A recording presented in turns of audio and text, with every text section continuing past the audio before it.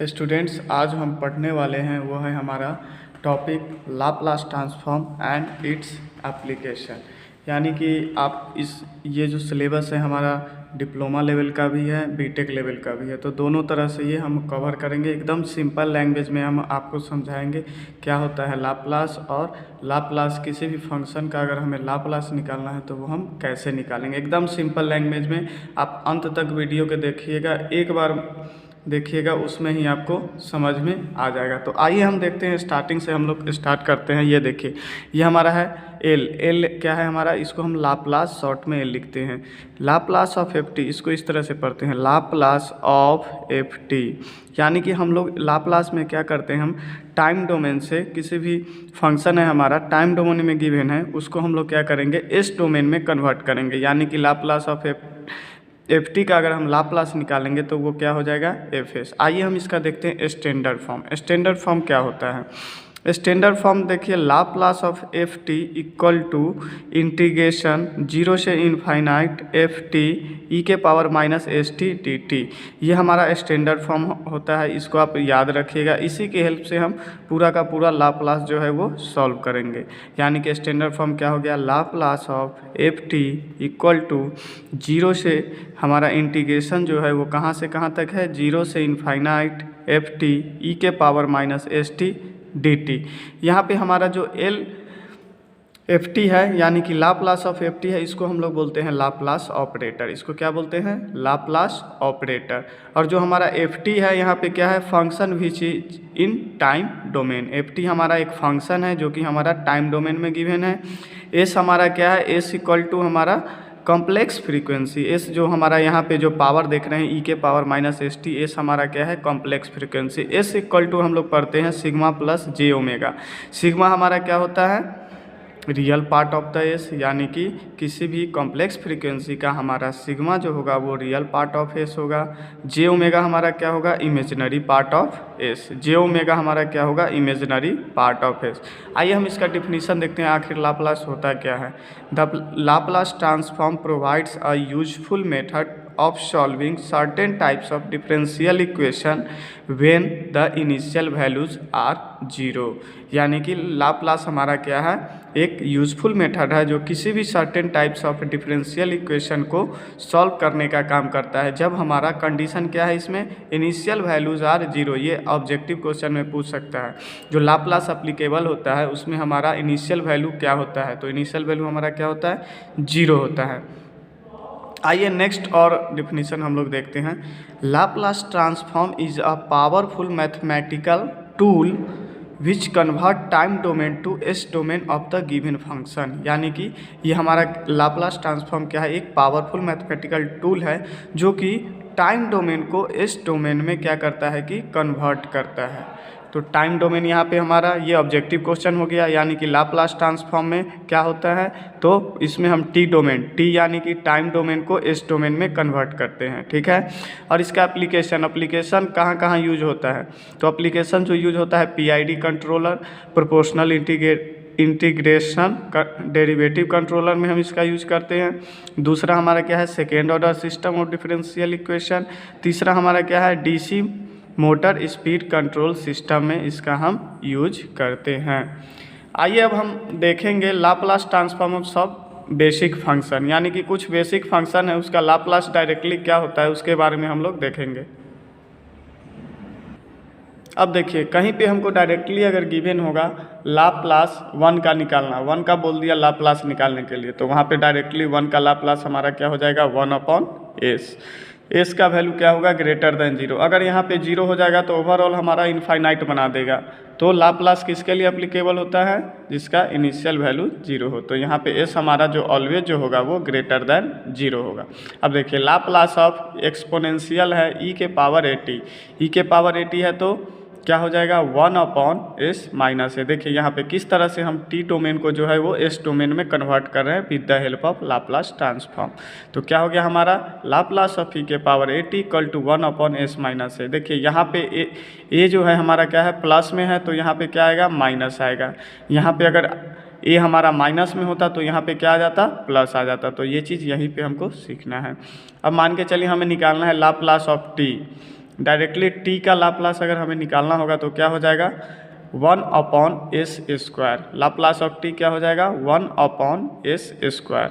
अब उसी तरह हम लाप्लास ऑफ टी के पावर n निकालना है, यानी कि टी के पावर n कुछ गिवन होगा उसका निकालना है, तो क्या हो जाएगा इसको हम लोग n फैक्टोरियल पढ़ते हैं, n फैक्टोरियल अपॉन s के पावर n+1। तो लाप्लास ऑफ टी के पावर n क्या हो जाएगा n फैक्टोरियल अपॉन s के पावर n+1, जहाँ की n जो क्या है हमारा 0 1 2 3। अब फैक्टोरियल कैसे निकालते हैं, जैसे कि 5 का फैक्टोरियल हमें निकालना होगा तो फैक्टोरियल को क्या करते हैं डिक्रीज ऑर्डर में लिखते चले जाते हैं, जो भी संख्या हमारा गिवन हो तो 5 को डिक्रीजिंग ऑर्डर में लिखिए और मल्टीप्लिकेशन कर दीजिए, तो क्या हो जाएगा 5 × 4 × 3 × 2 × 1, और इसको मल्टीप्लिकेशन कर देंगे तो हमारा फैक्टोरियल निकल के आ जाएगा। उसी तरह से अब देखिए Laplace of sine A T, sine A T का लाप्लास क्या होता है a/s² + a²। देखिए यहाँ पे जो a है यही a आएगा ऊपर में, यहाँ पे a कोई संख्या होगा, कोई नंबर होगा, a जो a है वही a यहाँ पे भी आएगा, जो a है वही a यहाँ पे भी आएगा, तो इसको हमको क्वेश्चन में ध्यान देना है जब भी हम क्वेश्चन बनाएंगे। अब उसी तरह Laplace of cos A T, cos A T का लाप्लास क्या होता है s/s² + a²। s/s, देखिए कॉस है, कॉस में s आता है यानी कि ऊपर में s आएगा, इसी तरह से इसको याद रखिए। Sine A T, sine A T में s नहीं है तो ऊपर में क्या आएगा a/s² + a²। कॉस है s आएगा यानी कि s कहाँ आएगा s ऊपर आएगा, s/s² + a²। उसी तरह Laplace of sine hyperbolic h, इसको क्या पढ़ते हैं hyperbolic, sine h a t equal to क्या हो जाएगा a/s² - a²। बस प्लस और माइनस का अंतर होता है लाप्लास हाइपरबोलिक के केस में, तो हाइपरबोलिक के केस में नीचे क्या हो गया माइनस हो जाता है, तो a/s² - a²। उसी तरह हम नेक्स्ट देखेंगे Laplace of cos hyperbolic A T क्या हो जाएगा s/s² - a²। यहाँ पे देखिए हाइपरबोलिक a तो a s ऊपर में s ही रहेगा, ठीक है ना।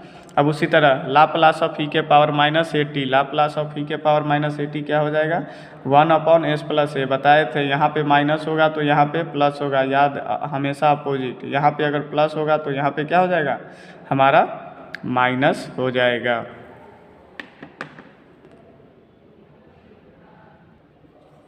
आइए अब हम देखते हैं कुछ फंक्शन का प्रूफ, जो हम लाप्लास अभी बताए हैं वो किस तरह से हमारा प्रूफ देखते हैं वो हमारा आ रहा है कि नहीं आ रहा है। अब जैसे क्वेश्चन में हमारा लाप्लास ऑफ 1, वहाँ पे हम फार्मूला में पढ़े थे क्या होता है 1/s। आइए हम चेक करते हैं by the definition of Laplace transform क्या ये हमारा 1/s आ रहा है कि नहीं आ रहा है। तो हम सबसे पहले क्या काम करेंगे स्टैंडर्ड फॉर्म लिखेंगे, तो स्टैंडर्ड फॉर्म हम बताए थे लाप्लास ऑफ ft, कोई भी हमारा ft फंक्शन है उसका लाप्लास निकालना है तो क्या हो जाएगा इक्वल टू इंटीग्रेशन 0 से इनफाइनाइट ft e के पावर -st dt। यहाँ पे ft हमारा क्या है क्वेश्चन में ft हमारा 1 है, तो वहाँ पे क्या करना है लाप्लास ऑफ 1 निकालना है, तो ft के जगह पे 1 पुट करिए और निकाल दीजिए। तो इंटीग्रेशन 0 से इनफाइनाइट 1 × e के पावर -st dt। अब देखिए 1 है, 1 को मल्टीप्लाई करेंगे सेम संख्या आएगा यानी कि सेम आएगा e के पावर -st। अब e के पावर -st dt हो गया, इसको इंटीग्रेशन करना है। लाप्लास में हमेशा हमको इंटीग्रेशन आना चाहिए और डिफरेंशिएशन आना चाहिए, तभी जाके हम लाप्लास समझ पाएंगे। जब हम प्रॉपर्टी पढ़ेंगे तो वहाँ पे क्या करेंगे हम डिफरेंशिएशन का यूज़ करेंगे। तो कुछ फंक्शन है उसका आप लोग क्या करें डिफरेंशिएशन और इंटीग्रेशन याद कर ले। तो e के पावर x का हम लोग पढ़ते थे इंटीग्रेशन क्या होता था e के पावर x ही होता था। तो उसी तरह e के पावर -st, तो e के पावर -st सेम, और यहाँ पे एक और टर्म है s है तो s को क्या करेंगे डिवाइड कर देंगे -s। अब लिमिट हमारा कहाँ से कहाँ हो जाएगा 0 से इनफाइनाइट। अब क्या करेंगे अपर लिमिट सबसे पहले पुट करेंगे, फिर लोअर लिमिट। अपर लिमिट हमारा क्या है इनफाइनाइट है, यानी कि जहाँ जहाँ पे हमारा t है वहाँ पे क्या करेंगे इनफाइनाइट को पुट करेंगे। देखिए t के जगह पे इनफाइनाइट पुट हो गया, ये हो गया s है, केवल t के वैल्यू को हमको रिप्लेस करना है क्योंकि हम t के रिस्पेक्ट में यहाँ पे इंटीग्रेशन किए हैं, ठीक है ना माइनस। अब क्या करेंगे लोअर लिमिट t के जगह पे यहाँ पूरा संख्या क्या हो जाएगा पावर का 0 हो जाएगा, e के पावर -0 हो जाएगा अपॉन एस। अब क्या हुआ, ये इनफाइनाइट है यानी कि ई के पावर इनफाइनाइट हमारा क्या हो जाएगा, वो हमारा जीरो दे देगा, ठीक है। और ई के पावर जीरो क्या होता है, वन, और ये माइनस माइनस क्या हो जाएगा, प्लस हो जाएगा, यानी कि वन अपॉन एस। देखिए लाप्लास ऑफ वन हमारा निकल के आ गया वन अपॉन एस। उसी तरह एक बार हम चेक कर लेते हैं क्या लाप्लास ऑफ ई के पावर 80 हमारा आ रहा है कि नहीं, जो हम फार्मूला में लिखे हैं। तो देखिए सेम हमारा यहाँ पे एफ टी क्या है, ई के पावर 80 है एफ टी हमारा। तो क्या करेंगे, जहाँ भी हमारा एफ टी है वहाँ पे हम लोग ई के पावर 80 पुट करेंगे और इंटीग्रेशन कर देंगे, हमारे सामने रिजल्ट निकल के आ जाएगा। तो इक्वल टू क्या हो जाएगा, इंटीग्रेशन 0 से इनफाइनाइट ई के पावर 80 ई के इंटू ई के power minus S T D T. अब यहाँ पे देखिए बेस सेम है, यानी कि ई बेस सेम है तो पावर हमारा क्या हो जाएगा, ऐड हो जाएगा। पावर ऐड हो जाएगा तो क्या लिखें, देखिए इंटीग्रेशन 0 से इनफाइनाइट ई के पावर टी। अब यहाँ पे दोनों ऐड होगा, A T plus S T. अब प्लस माइनस क्या हो जाएगा, माइनस। दोनों में हमारा टी कॉमन है, तो टी कॉमन है तो हम क्या लिख दिए, ए माइनस एस। कोई दिक्कत यहाँ तक नहीं ना। अब देखिए नेक्स्ट में, अब टी माइनस एस, अब हम क्या करेंगे, इसको पूरा का पूरा इंटीग्रेट कर देंगे। इंटीग्रेशन इसका निकाल लेंगे, इंटीग्रेशन तो आता ही है हमें। तो ई के पावर एक्स का इंटीग्रेशन ई के पावर एक्स। अब जो टर्म बचा इसके साथ कौन कौन टर्म है उसका भी इंटीग्रेट करना होगा, तो अपॉन ए माइनस एस। लिमिट कहाँ से कहाँ हो जाएगा, 0 से इनफाइनाइट, ठीक है। अब क्या करेंगे, अपर लिमिट पुट करेंगे माइनस लोअर लिमिट पुट करेंगे, आंसर निकाल लेंगे। तो टी के जगह पे अपर लिमिट इनफाइनाइट पुट कीजिए तो ये पूरा टर्म हमारा क्या हो जाएगा, 0 हो जाएगा। माइनस लोअर लिमिट पुट करेंगे तो टी पे लोअर लिमिट पुट कीजिए, तो पुट करेंगे तो टी ये पूरा का पूरा मल्टीप्लाई करके 0 दे देगा, तो ई के पावर 0 अपॉन ए माइनस एस अपॉन ए माइनस एस। यानी कि अब क्या करेंगे, ये माइनस है, यहाँ से नीचे से माइनस कॉमन लीजिए तो क्या हो जाएगा, माइनस माइनस प्लस हो जाएगा। जो हमारा ये प्लस था वो माइनस हो जाएगा, ये माइनस था वो हमारा प्लस हो जाएगा। तो क्या आ गया finally answer, Laplace of E के power 80 equal to 1 upon S minus A. Finally हमारा निकल के आ गया। तो इस तरह से हम लोग सारा जितना भी हम फार्मूला लिखा है उसको हम लोग क्या करेंगे, सॉल्व कर लेंगे, ठीक है ना। आइए हम कुछ और देखते हैं, कुछ बेसिक्स फार्मूला का यूज़ करते हुए हम लोग क्या करेंगे, लाप्लास फाइंड करेंगे। अब जैसे साइन 80 है तो साइन 80 के हम लोग क्या करेंगे, इस फॉर्म में भी लिख सकते हैं, ई के पावर जे 80 माइनस ई के पावर माइनस जे 80 अपॉन 2j। कहीं कहीं यहाँ पे आयोडा भी रहता है तो कंफ्यूज मत होना है, आंसर हमारा दोनों से सेम आएगा। कहीं कहीं जे देखिएगा, कहीं कहीं यहाँ पे आयोडा 80 माइनस ई के पावर माइनस आयोडा 80 अपॉन 2j। तो कंफ्यूज नहीं होना है, हमको एक ही फार्मूला याद रखना है, ठीक है। कॉस 80 को इसी तरह से लिखेंगे, ई के पावर जे 80 प्लस ई के पावर माइनस जे 80 अपॉन 2j। बस प्लस माइनस का डिफरेंस होता है, फार्मूला सेम। साइन के केस में यहाँ पे माइनस, कॉस के केस में यहाँ पे प्लस होता है, ठीक है ना। आइए कुछ हम फंक्शन देखते हैं जिससे कि हमारा ऑब्जेक्टिव क्वेश्चन इजीली सॉल्व हो जाएगा। लाप्लास का एक भी क्वेश्चन आपका नहीं छूटेगा, ठीक है ना। अब देखिए लाप्लास ऑफ डेल टी, इसको क्या हम लोग पढ़ते हैं, डेल पढ़ते हैं। डेल इसको बोला जाता है इम्पल्स फंक्शन। डायरेक्टली आपको एग्जाम में क्वेश्चन में गिवन रहेगा, find the Laplace transform of impulse function. तो इम्पल्स फंक्शन का अगर हम लाप्लास ट्रांसफॉर्म निकालेंगे तो क्या हो जाएगा, L del T equal to 1, यानी कि इम्पल्स फंक्शन का लाप्लास क्या हो जाएगा, 1 हो जाएगा, ठीक है। उसी तरह हम लाप्लास ऑफ यूटी को बोला जाता है यूनिट स्टेप या स्टेप फंक्शन। यूटी को क्या बोलते हैं, यूनिट स्टेप और स्टेप फंक्शन। तो इसका हमारा लाप्लास क्या निकल के आ गया, 1 अपॉन एस। यानी कि यूटी का लाप्लास डायरेक्टली पूछ दिया आपको, यूनिट स्टेप का लाप्लास क्या होगा, तो 1 अपॉन एस। या डायरेक्टली इसको दूसरी तरह से पूछ दिया, यूटी का लाप्लास क्या हो जाएगा, तो 1 अपॉन एस। ये हम लोग को क्या करना है, डायरेक्टली याद रखना है। अब Laplace of U T minus T, अब यहाँ पे यू टी माइनस टी, इस तरह का कहीं पे अगर लाप्लास लाप्लास पूछ दिया, टी डोमेन में है और एस डोमेन में पूछ दिया, तो इसको हम लोग क्या करेंगे, डायरेक्टली लिखेंगे। क्या लिखेंगे, ई के power minus S T upon S. क्या हो जाएगा, ई के power minus S T upon S. अब देखिए कहीं कहीं डेरिवेटिव होगा, डेरिवेटिव मतलब डिफ्रेंसिएशन होगा, तो Laplace of D upon D T F T का डायरेक्ट पूछ दिया लाप्लास, तो क्या करेंगे, उसको हम लोग कुछ इस तरह से लिखेंगे, S F S minus F zero. अगर इसी तरह से अगर D square upon D T F T होता तो यहाँ पे क्या हो जाता है, S square F S minus S F S, यानी कि एस का वैल्यू यहाँ पे डिक्रीज करते चला जाता है। ठीक है, उसी तरह अगर लाप्लास ऑफ इंटीग्रेशन का पूछ दिया 0 से t F T D T, इस तरह से आ गया क्वेश्चन हमारा कहीं पे गिवन होगा, तो डायरेक्टली हम लोग क्या करेंगे, इसको एस डोमेन में कन्वर्ट करने के लिए F S upon S plus F zero minus S. Derivative के केस में हम लोग क्या कर रहे थे, एस से मल्टीप्लाई कर रहे थे, जबकि हम इंटीग्रेशन के केस में क्या करेंगे, एस से डिवाइड करेंगे।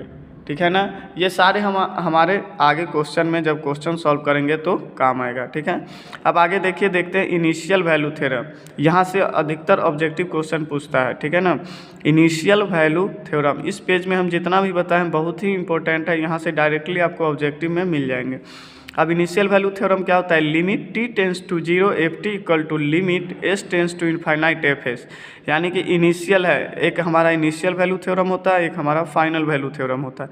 इनिशियल मतलब जीरो, इनिशियल कभी भी हमेशा जीरो से ही स्टार्ट होगा, तो हमेशा याद रखना है। इसी तरह से इनिशियल वैल्यू थ्योरम यानी कि उसका लिमिट जो होगा वो जीरो से स्टार्ट होगा, तो t tends to 0 F T equal to finally t से जब s डोमेन में जाएंगे तो लिमिट हमारा कहाँ जाएगा, s tends to infinite S F S. कोई दिक्कत यहाँ तक, कोई दिक्कत। इसी तरह अगर हमें फाइनल वैल्यू थ्योरम पूछ लिया, यानी कि फाइनल वैल्यू थ्योरम क्या होगा, तो फाइनल मतलब लास्ट स्टेज, लास्ट मतलब इनफाइनाइट, तो लिमिट इसका कहाँ तक जाएगा, t tends to infinite F T. इसी तरह से हम याद रखेंगे क्योंकि ये क्वेश्चन हमको डायरेक्टली ऑब्जेक्टिव में गिवन रहेगा। ठीक है ना, तो लिमिट चेंज नहीं होना चाहिए, लिमिट पे ही ये पूरा का पूरा क्वेश्चन है ये दोनों। तो limit t tends to infinite F T equal to limit s tends to 0 S F S.